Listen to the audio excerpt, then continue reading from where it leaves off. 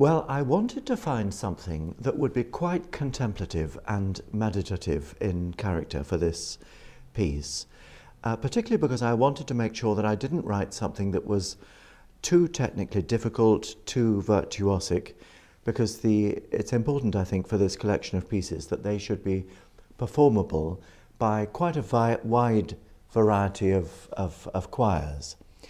And so I looked at various texts, and finally I alighted on this wonderful poem called Prayer by George Herbert, who is one of my favourite poets anyway, and it's very much a poem about prayer in all its different manifestations.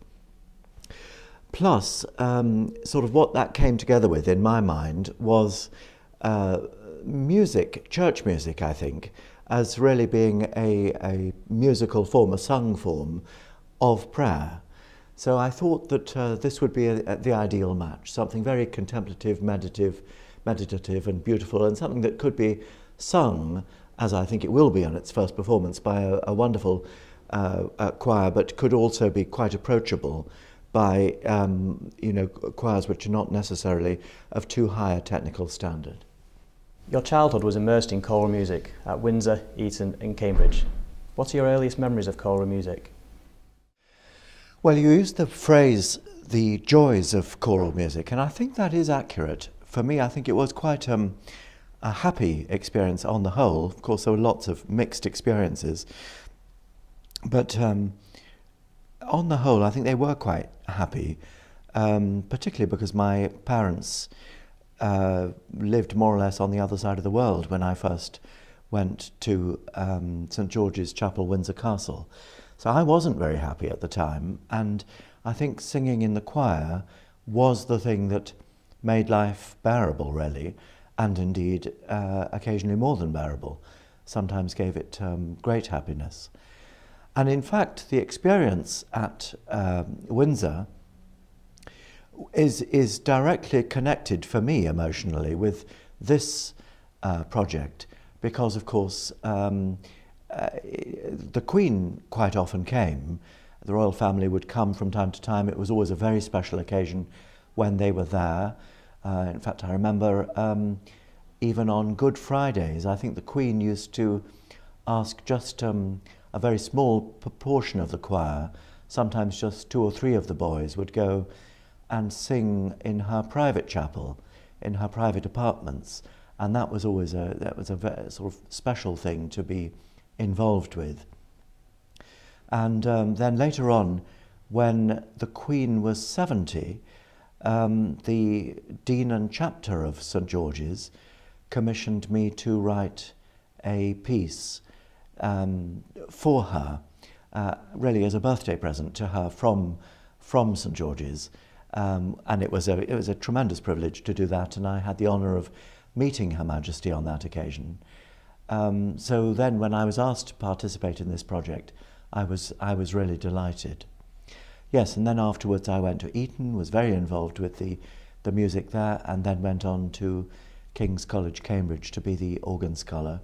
And yes, I mean, for years I was immersed in church music and in those places which are really, I think, at the heart of the English choral tradition, and it's been a huge part of who I am.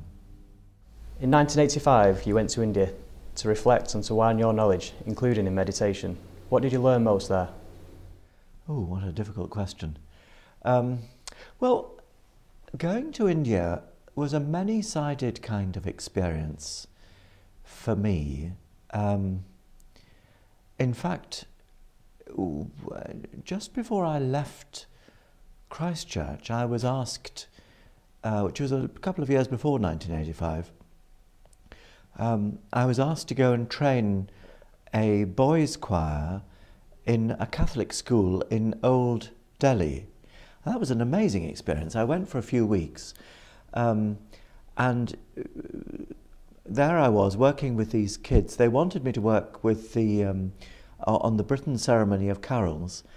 It was a Catholic school, but I think just about none of the kids were Christian. I think they were almost all Hindu and Muslim. They were really musical. They couldn't read music.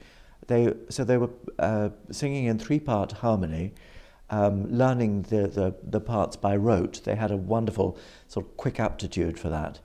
And, I fell in love with the place, really, which I'm sure connected with the fact that I was born myself in the Far East. And so, yes, in 1985, I went out to India for a couple of years, and, I did various things there, but I was very interested in the whole of particularly the Hindu spiritual and mystical tradition, which I found out quite a lot about. And I loved Indian classical music, which I still do, and go to many Indian classical musical concerts. And indeed, I came back with a wife from India as well. So India goes on being, very much part and parcel of my culture, of our family culture. Which other of your many choral pieces are you most proud of, and why? Well, there's one piece that is bound to stand out, I think. In 2006, I wrote a setting of The Passion together with the poet Elizabeth Cook. It was a commission from the BBC and from Vocal Essence in Minneapolis. So it was an enormous undertaking, and it was performed. It had the two performances, and they were both broadcast live in the two countries. And it's a large-scale work lasting about 2 hours, and of course, for any composer setting The Passion, it's just bound to be a sort of an enormous enterprise. It's one of the biggest subjects in humanity, and one has this daunting and vast musical tradition behind it, particularly the Passions of Bach. So, that was a huge thing to do. I loved doing it. I spent some years writing the work, and I was enormously grateful to Stephen Clearbury and Philip Brunel in England and the States for being behind the commissions. But I've also written a large number of much smaller scale choral works, like this one indeed, works which are just a couple of minutes long, which have been sung in many cathedrals and chapels. And, those smaller scale works which are of use just in the ordinary daily evensong or sung Eucharist services, those are quite precious to me too. Given church-going trends today, how optimistic are you about the future of choral music? I don't quite know how to answer that question, but in the sense that I don't feel any kind of expert on, the statistics of church-going, really, and the trends you mention. But one thing for sure is that church music must be one of the most kind of popular aspects of religious culture.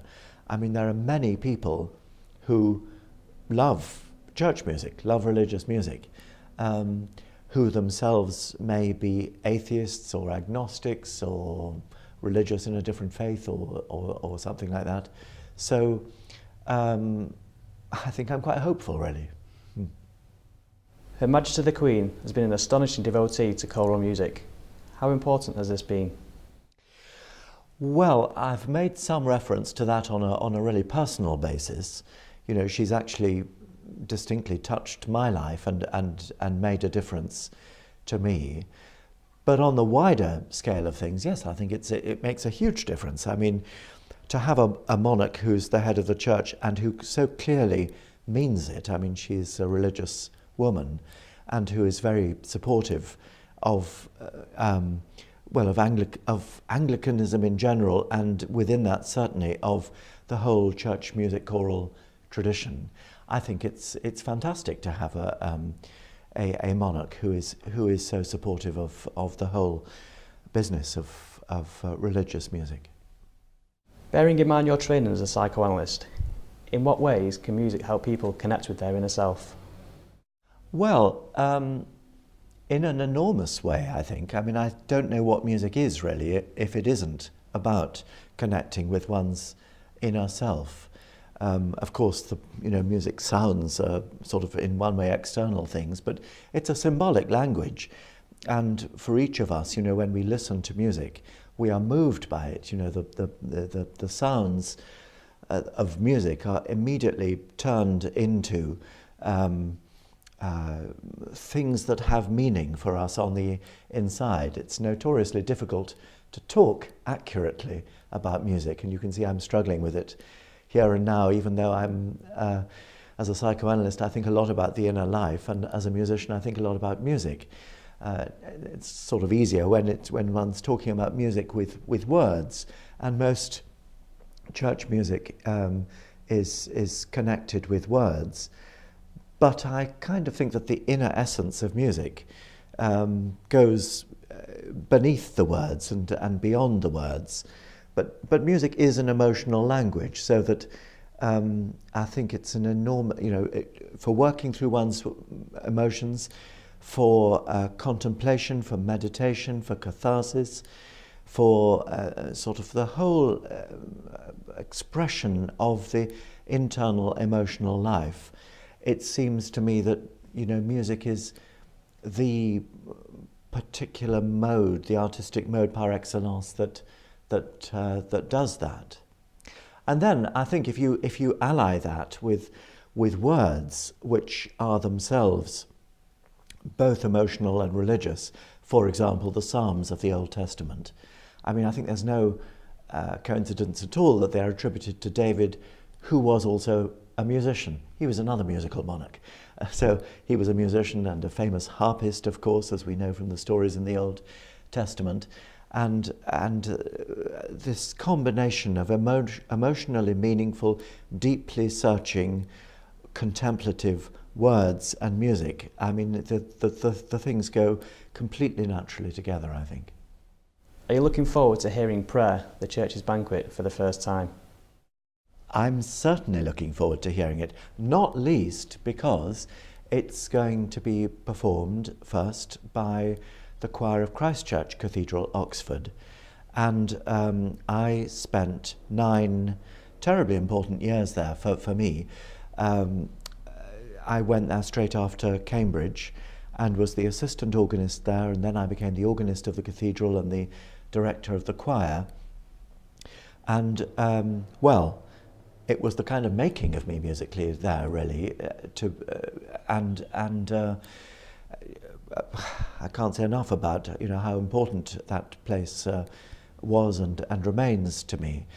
And I love the work that Stephen Darlington has been doing there for the last 25 years with the choir. He was appointed organist directly after me, and he's been doing the job ever since magnificently well. I love the way the choir sings under him, and I'm thrilled that they are going to be doing the first performance of this work.